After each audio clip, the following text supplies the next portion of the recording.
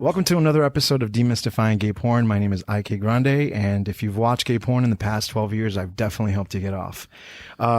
So for this episode, we have a special guest, very special guest, who is a porn star, but not just one particular kind of porn. It's just a little bit of everything. He's done straight porn, gay porn, fetish porn, any kind of porn you can think of. Tickle porn, I think, right? I saw some tickle porn on his summary of things that he's done. So all the way from Florida here for the Exotica Expo, right? That's what it's called, the Exotica Expo, here all the way from Florida to Edison, New Jersey, of all places. Toby Springs. Toby, thank you so much. I appreciate it. I know it's last minute, but I appreciate you being here. No, it's a pleasure you having me. Thank you. So you started your career in gay porn. Then you kind of went everywhere, and here we are bringing you back kind of into the gay porn world. It's a solo stuff that we're going to do later on, but tell me a little bit about your start in gay porn, but what got you to apply to a porn company? Well, I started off as being a stripper, and I go both ways. So Okay. gay, bi, the whole 9 yards, whatever is just good to me at the time is what I enjoy. So I had a girl at the time that was also a stripper that taught me how to strip, and I started, she had me do an amateur strip contest at this gay bar down in Fort Lauderdale, and I ended up winning, and they offered me a job. So from that point on, I was doing that, which she got mad because I started pulling in more money than she was pulling in as a stripper. The gays have more money sometimes. Expendable income. So from that point on, I actually had gotten myself into a little bit of trouble and needed more money to get myself out of trouble. And I had one of my friends that I met at the club that was like, hey, man, I'm going to be going to Vegas to go do this, go shoot for this company and get into porn. I'm like, I don't know if I want to get into porn. I'm like, I'm not sure about that yet. I'm not that comfortable. And nonstop, every time I would be like going and doing lap dances and things like this, all these people are like, man, you really should get into porn. You really should do it. You do great. You do awesome. I'm like, I don't know. Well, it took me getting into trouble to convince me to go. You know what? How much was that? Yeah. Oh, okay. All right. I'm there. And they're going to take me to Vegas. Everything paid for, the whole 9 yards. You stay there too, right? Yeah. Lodging And we stay like in a mansion. We have our private cook and everything like that. And it was like, I'd never been to Vegas before. So this was like, I get to go to Vegas, somewhere I've never been, on top of making money and coming back. And like, we don't know where this is going to go. Now, this is Fraternity X, right? Yes. Okay. That was Fraternity X. Yeah. I'm familiar with the studio because I know that they do house the guys in a place. You're able to stay there and they let you drink and smoke and have a good time, right? To make it look like authentic and stuff. Pretty much. I mean, before we do, so we end up signing all this stuff that says, we're agreeing to this before anything is dealing with alcohol and stuff like that. But, during the shooting and stuff like that, yeah, it's kind of for the whole entire scene, part of a frat. So what was your first scene like? Oh, When I shoot people, and they always ask me, and they're like, is this rough, getting fucked in the ass or something? I'm like, well, let me tell you about my first scene in porn, actually. So, all I say is I normally hold up a hand and I go, it was 5 guys and no lube. And I was never fucked in the ass before. I did cry. It's a lot of firsts. I did. Even in the description, it even says he did not know what he was getting himself into. And I was like, yeah, that's absolutely right. I did not know.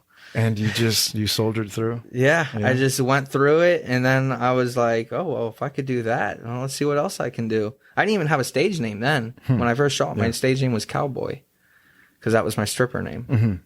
And then Toby Springs kind of came about because Toby Keith, and I like country. And then Springs, I was living in Coral Springs at the time, so I just went with Toby Springs. Okay.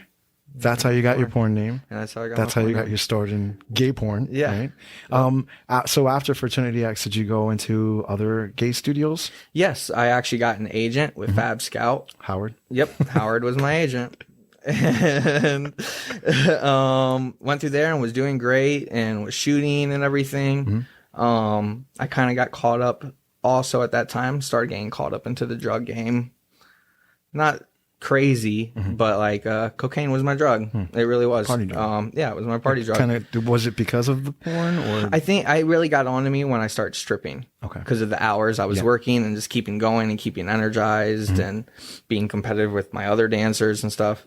And no excuse really, but I've been clean off that stuff for a while now and cleaned up my act and moved out of Broward and came up, the Tampa area and opened up the studios and everything. But shot for quite a bit of a couple of companies actually, and that's what I did for about 2 years strictly. Really, was just shooting gay porn, and that's what I did. And then from there, I reached out to a fetish company. Yeah, and the whole switch, and that was like kind of like my introduction to the fetish realm of things. Did you do from between gay and fetish? Did you do any straight porn, like straight on guy girl, or not really? I do more of that now. Okay. Because I feel like I've made more of a name for myself. It was really hard for me to get into any type of straight porn because I'd started off in gay porn, and that's what I hate that about things. But so many companies don't want the mix. Oh, if you shot gay, we don't want you to shoot straight, or we don't want you to shoot with our models. Or you got to like stop for a second. Yeah, or stop and do that whole game. But I think a lot of models also now are becoming a little bit more open towards it, or more towards the models that at least I work with, that are okay with it. I have a test, I show a test, everything is the same. So that's cool. Very responsible. Very cool. So now you go from gay porn. Okay. And again, you started in porn in what year? I want to say it was about 2011. Okay. Somewhere around there. So you've been in it for a minute. Yeah. Okay.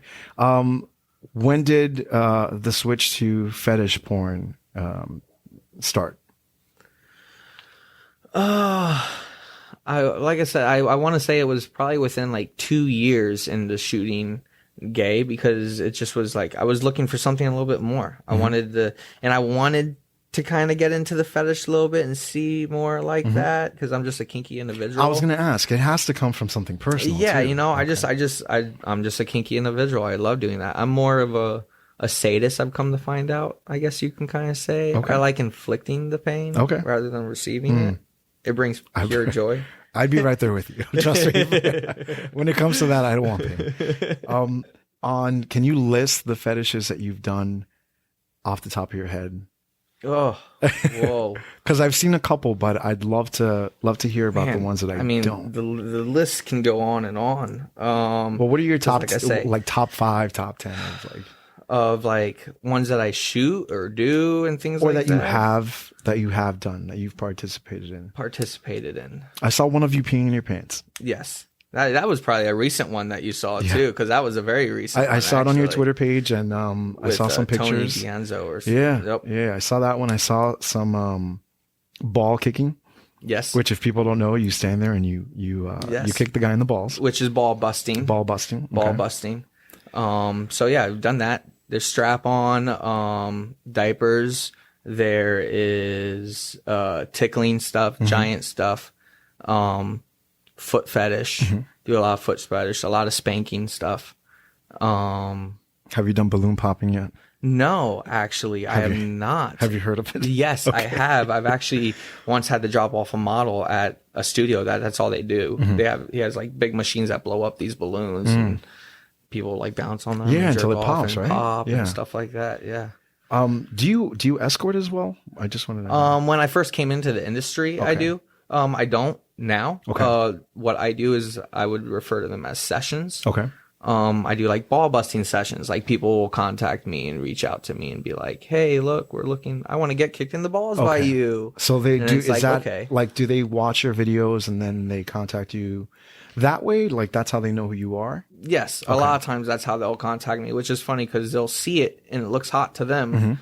But once they're in front of me, it's a little different than seeing someone get kicked in the nuts and fantasizing about it and being like, "Oh, that would be so hot," than it actually occurring and happening to you. So let's focus on that one for a second, because I know we talked about it off camera for a little bit, or off audio, but you've gotten kicked in the balls before. Yes, I have.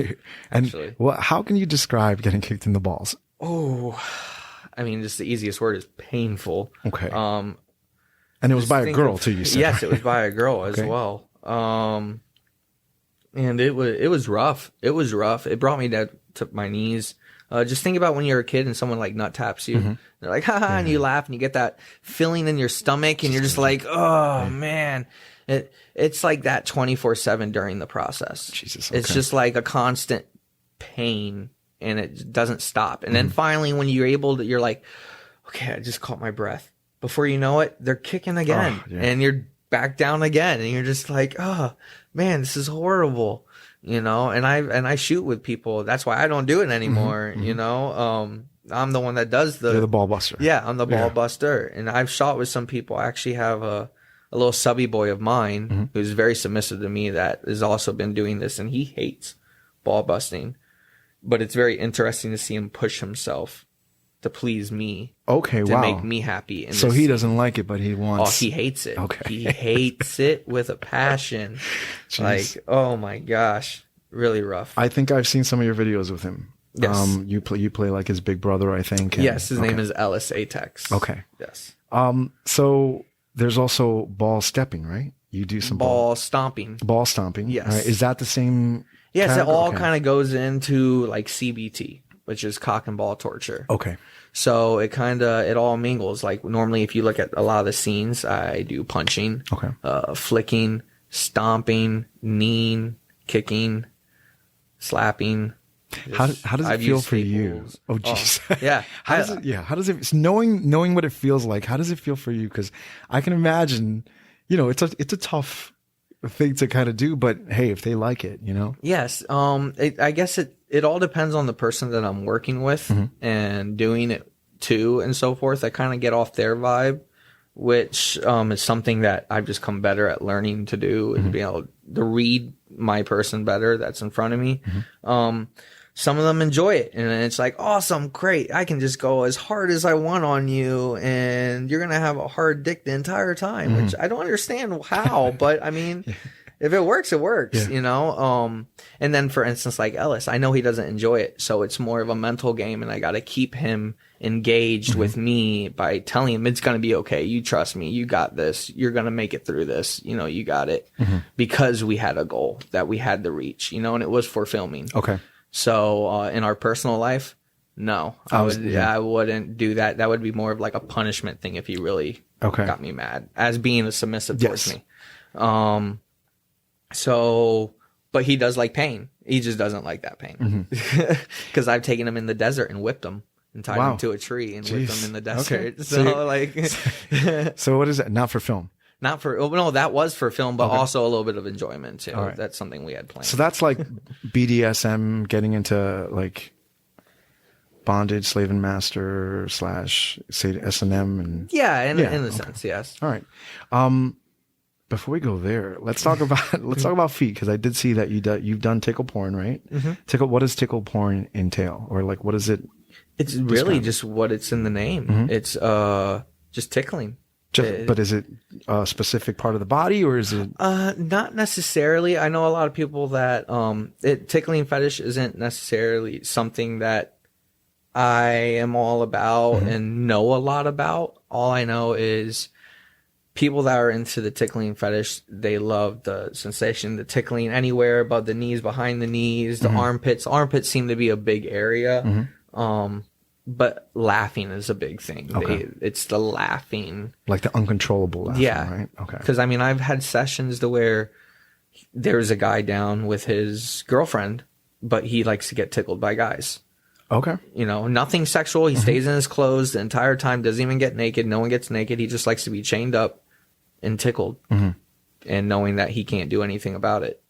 I saw one where the guy had, I think, a piece of wood, and his legs or his feet were sticking out of it. Like a stockade. Yeah. Like a stock Yeah. for your feet. And you were on one foot and someone else was on the other foot. Yes. Okay, so I saw that. So, again, this is more you inflicting on them. Have you been tickled? Yes. Okay. I have. How does that feel? I'm not really ticklish. Okay. So it's hard. It's hard for them to. Yes, Okay. it's hard to tickle me. There's certain spots if you get me kind of like off guard, or if I'm not thinking about it, it's like, oh, okay, yeah, you got me. But a lot of it is just acting, Okay.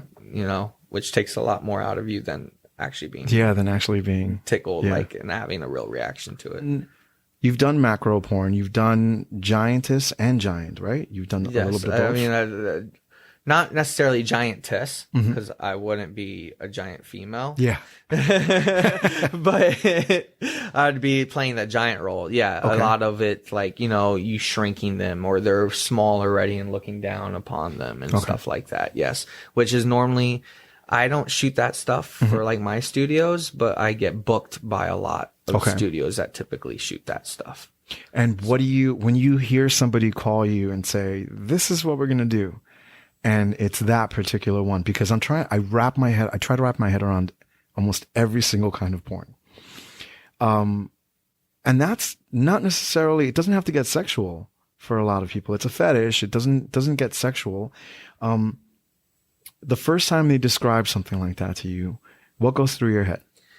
You see, I think it's almost to the point now to where, like, it's just natural to me. Like, I hear about it, I'm like, oh, so you just got a tickle fetish, okay. Like, it doesn't, it's just like, maybe back in the day when someone would mention something, I'd be like, oh, well, that's okay, like, whatever floats your boat, you know. But now I'm just like, oh, sure, get on the bed, let me tickle you, let's do this, you know. Like, it doesn't, I don't really think about it. It's just a natural thing for me now. You know, I always make jokes about it, like when we get done shooting, or they're like, okay, what we're shooting today is, like, I had to do a scene where it was an underwater blowjob POV, so you didn't even see me. It was just, they just needed my dick. That's all they needed. And the girl's face wasn't even supposed to be seen. It was supposed to be all about the hair floating on the water. Interesting. And every time she would come up, she'd be like, oh, this is what you like.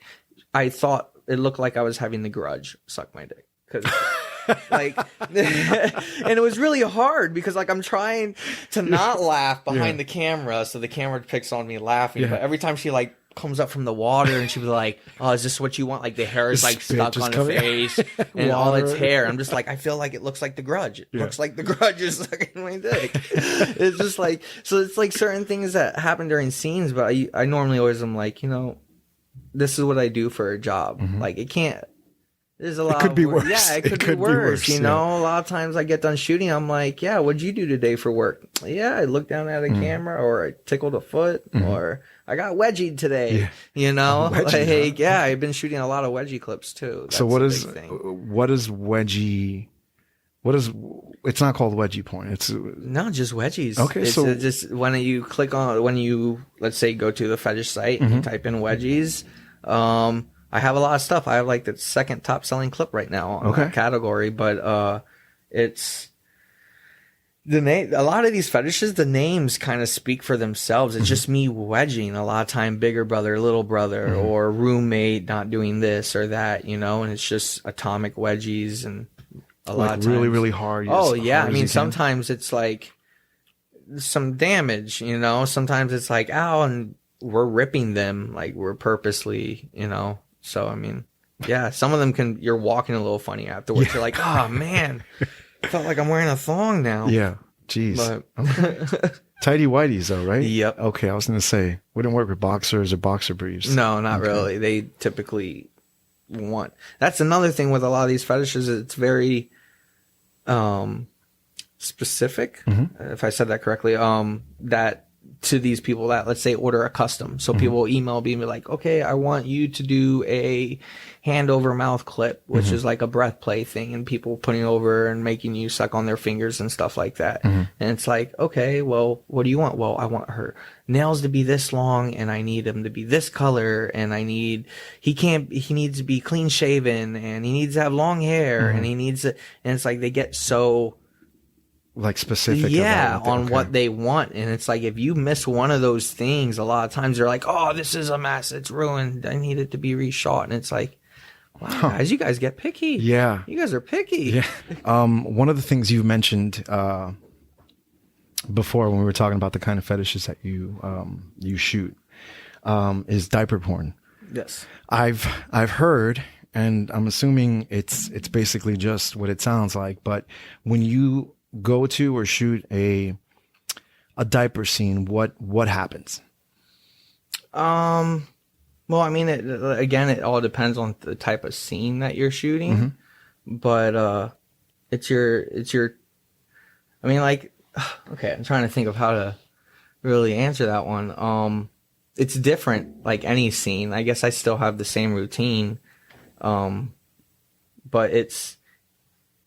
Are you kind of like asking like what's the whole process of that type of shoot, or what the people that are people asking for it? Yes, okay. I get customs all the time for it. So when people ask for they are yes, they are the pickiest. So when people ask for diaper porn or diaper fetish scenes, run through an example of what somebody might be looking for. Okay, well, I know a lot of times. Okay, so here's a perfect example. I got written by someone that was watching some of the scenes that they went into great detail on how like none of these dommy mommies know how to change a proper diaper, and I'm like, there's a proper way to do this. Like, I'm just putting the person there and shooting it and having it done, and it's putting it up, to sell. And it was like a 3-page email of the proper way of how this needs to be done, that it needs to be done one side and then the other. And then how it shouldn't be all one side. It needs to go this side, then this side, then this side. And then you got to make sure you use enough powder, but not too much powder. And you got to make sure you wipe, but you got to wipe the right way. And like all these things. And I know people pay attention to it because they have to, they write me back and they're like, oh, wow, it really seems like you've been working with better dommy mommies now for the shoots. So a dommy mommy, explain what that is. So a dommy mommy is like just a dom, but they play more of a mommy role, like in it. So they have more of the mother figure. It's not more like, you're my slave and, it's your like, it's just more of a... Like a big baby. You're taking care of the big baby. Yeah, okay. Kind of pretty much to a certain extent. Exactly. But it goes all different ways. There's age regression, which that name speaks for itself. Those are regressing them to an infantile like state, which, pacifiers, diapers, onesies, the whole 9 yards, and you feed them baby bottles and stuff like that and put them in timeout and things. And you play that role. But then you also have, let's say, diaper discipline. Which that's another category on its own. And that is you're punishing the individual because he's not acting his age. And so if he wants to act like a child, then they're going to get treated like a child. And by that sense, your girlfriend or your mother, or not your mother, or your stepmother or whatever it is, your dommy ends up putting you in diapers or something like of that sort. And then you just have diaper play in general, where people just wear them and think that it's hot and love the sound of them and things like that. It's all depends. It's such like a small group, but a big group. And I know a lot of people that I'm shooting with this weekend actually that's all what they want to shoot. And really? And it sells great. So now, let's get into, I have one question about all the stuff that you've done, but I just want to introduce a little bit, your studio, right? Cause you have your own studio. Yes, I actually have 3. Okay. So your 3 studios, how are they? So 4 studios. How do they differ? From one another. So I have Dates Gone Wrong. Okay. Which is pretty much, I picked that name because I figure everyone can relate to a date gone wrong. Now, these maybe don't go the wrong way that our dates might have gone, but it's typically femdom, female domination. So normally the date goes wrong for the male, or he's a douchebag, or he, did something wrong, or he was caught cheating on his girl or something, and payback always happens to them. And payback in what form? Could be anything. It could be they get spanked, they have to worship feet, they get blackmailed, they get dressed as a girl, they get, it's a variety like humiliation of different, or something. Humiliation and things like that, you know. It's almost like the female always feels humiliated that they just had to go through what they went through, or they were treated like crap, so now they're getting putting the male in their proper place. Because, Now, who buys stuff like that? Is it, do you find women buy that more, or? It varies. I don't always know the exact people that are buying it, but I want to say more towards the male side of things. Men that but are like, I know it switches. I'm a man and I'm a piece of shit. I just want to feel that way. Like that kind of like. And so there's a lot times that's what it is too, you know? I mean, I've worked with people that they're like, the only way they can even deal or talk to a female or something is by being beaten up by them. Because they're so disgusting and no one wants to be with them. And so this is their way of getting their satisfaction, you know, and stuff. So I know it can lead. So then you have, so from Dates Gone Wrong, you have hot denim ass, which is just girls shaking their butts in jean shorts. Okay. Well, that's all it is? That's all it is. Get out of here, really? Yeah, girls just shaking their butts in jean shorts, POVs, maybe some face sitting stuff. Okay. Of the girls face sitting, you know, guys and things like that. And that started off by someone ordering just a whole bunch of customs that I couldn't put on my Dates Gone Wrong. And I ended up just opening up a new site for them. Okay. And then from Dates Gone Wrong, I have Diaper Therapy. Okay. Which is that store has just been open for maybe like 3, maybe 4 months. It's brand new. And that's just because I tested the water and shot something and saw how well it did. I was like, well, let's see what we can do. And it does extremely well. Cool. And then you have Male Fetish Fantasy, which is all like my gay stuff. Okay. So Male Fetish Fantasy just, it encompasses everything. Everything, just all think fetish. And if it deals with another guy and another guy, that's the studio it goes on. Okay. And do you find yourself participating in all of them, or do you have a lot of them? I prefer, to be honest, to be behind the camera. That's what I enjoy, and I enjoy being in front of the camera too. Don't get me wrong, but I've just gotten to that point where I'm like, I just want to hire the person to be in front of the camera for me. I just want to be behind my camera and direct it. So I know it's being shot the way that I want it to be shot. Because that's another thing. I've trusted a lot of people to run camera when I have to be the model in it. And it's just, they don't see it. I'm not, you don't get it. Or I'm really picky because I learned from a really good camera guy, which was, his name was Leche. And he was someone I worked at club. Yeah. Yeah. Yeah.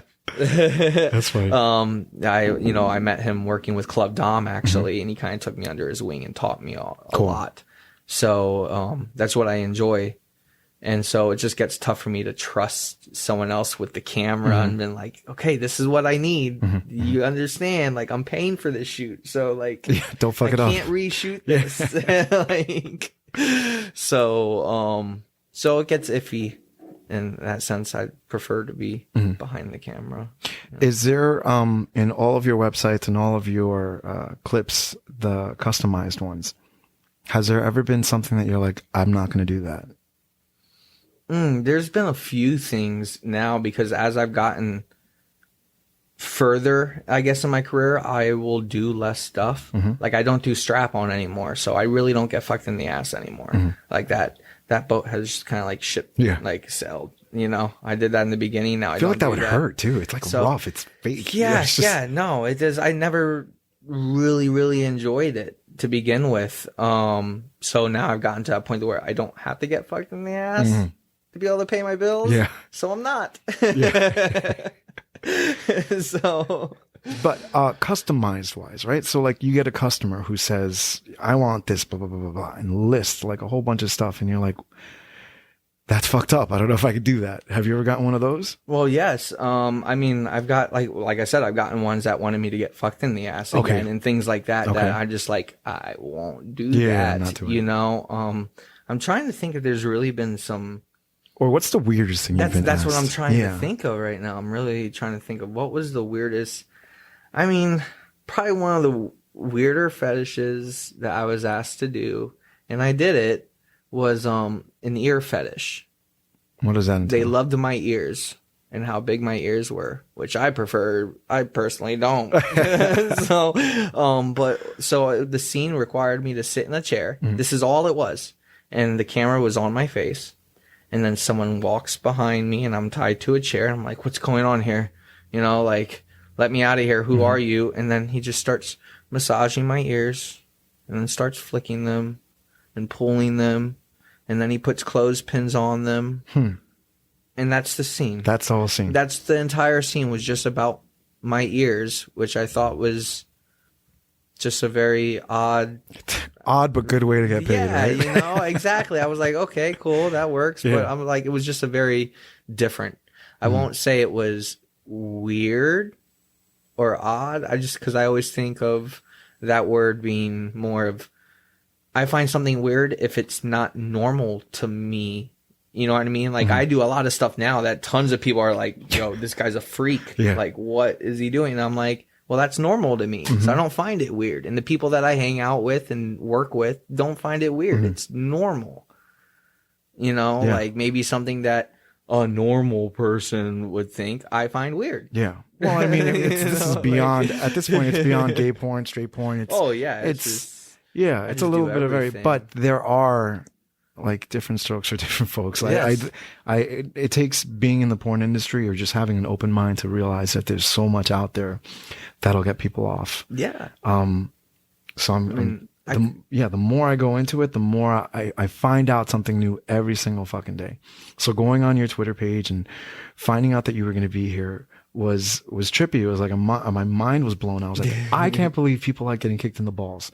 I knew it was out there somewhere, but I can't believe somebody wants to get kicked in the balls. Yeah. I mean, I know people that will literally get hard while they're getting kicked and come while they're getting kicked. Yeah.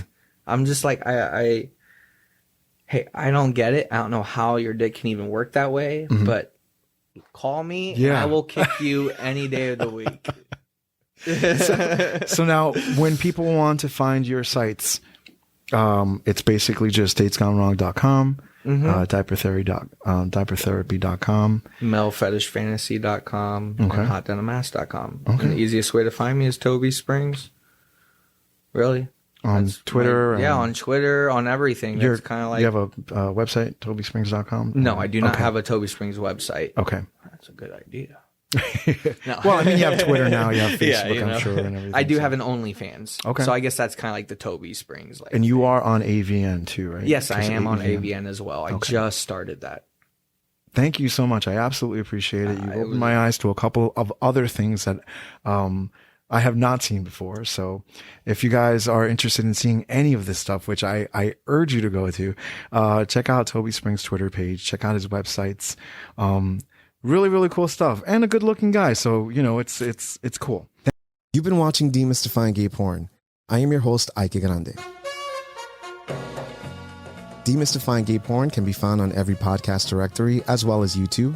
Demystifying Gay Porn is on Twitter, Instagram, Facebook, Telegram, Discord. And if you like what you're watching and want to be a part of the process, head over to patreon.com/demystifyinggayporn, where you can help support this channel and I can continue making content like this. Once again, this is Demystifying Gay Porn. My name is Ike Grande, and if you watch gay porn, I've definitely helped to get off. Cheers.